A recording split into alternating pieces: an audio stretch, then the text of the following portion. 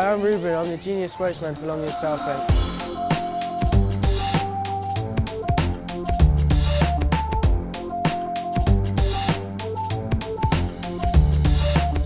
The whole of this was just, I've seen footage and it was just like, you could skate everything. I mean, there was something down there was something there, there was something round the corner there. It carried on going straight round.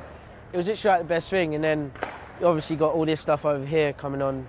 You've got the restaurants, and then we just got this left. Like, if you're gonna take this away, what more do we have?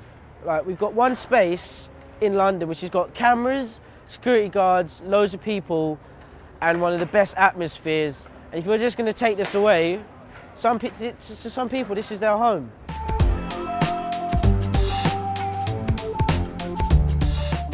Like, when I first come in here, I was not good at talking to people at all, and I mean that. And when you see them, you think, oh, he's a skater, I'm a skater, I'm gonna go talk to him, and we've got something in common.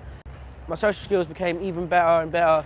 It's like when I used to meet my friends' parents, it used to be like that, like, yeah, hi. But now I'm like shaking their hands, smiling, like telling them how's their day been and stuff. Like, it helps a lot, and especially for some kids here as well.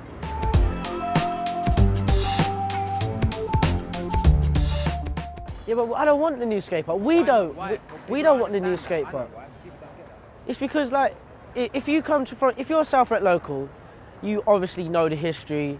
You've evolved in the history in a way because you're a skateboarder here as well as all the people past you in the history. If you want to make some, like, amazing skate park down there, why? We just want the one which we're trying to keep. If you're going to waste £1 million, why don't you waste £1 million down there and make something else? But knowing that there's a lot of kids that come here, I think they'd rather be skating than being educated with the money that they're trying to use it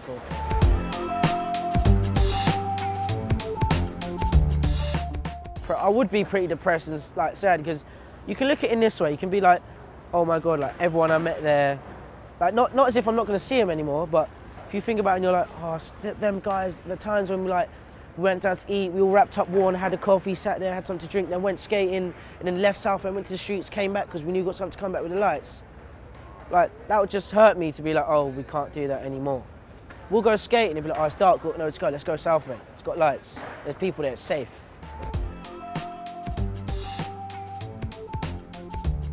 Skateboard's obviously going to go down a big hole. It's going to go into some next competitive skateboarding where everyone's like, oh, I've got to go to the park and show people what I can do.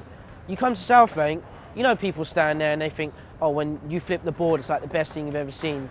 If you're a skateboarder at heart, and you just see someone pushing and stuff, it's like the best thing. And especially if it goes, we're going to go street skating and get blamed for being in people's way, causing a so-called havoc to society and stuff. Which truthfully isn't the case, because if you kept Southbank, there wouldn't be no need for that. But the Southbank Centre don't see it in that way. They just say, oh, money here, money there, just to make a big corporate thing out of it. No, because look at it, it don't look like an art centre at all. If you go close inside and you don't even see pictures on the wall, you've got to go to a separate department to see pictures on the wall and stuff. And how they're saying it's an art department. That's one thing which, before even Southbank started, me and my mum had a conversation about that.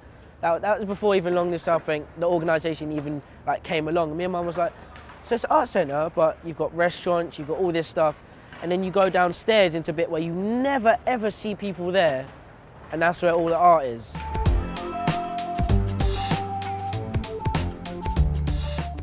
Knowing that they're like one of the so-called biggest art departments in London, to take that away, if you just look at it and you see, look, you can see art from any way you want to see. You can see it from, oh, it's something to get away from. You see the graffiti, you see the blocks, you see the whole atmosphere about it. That is art. That is more art than that silly building right there. Look at it. It's just boring, plain.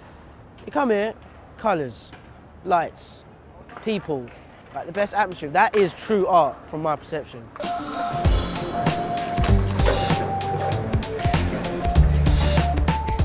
Yeah, what's the cheapest thing I can see? For £9. Is that child's as well? Sorry, National Theatre. That one. And what's the show about? It's an orchestra. Yeah, classical music. Has that got anything to do with art?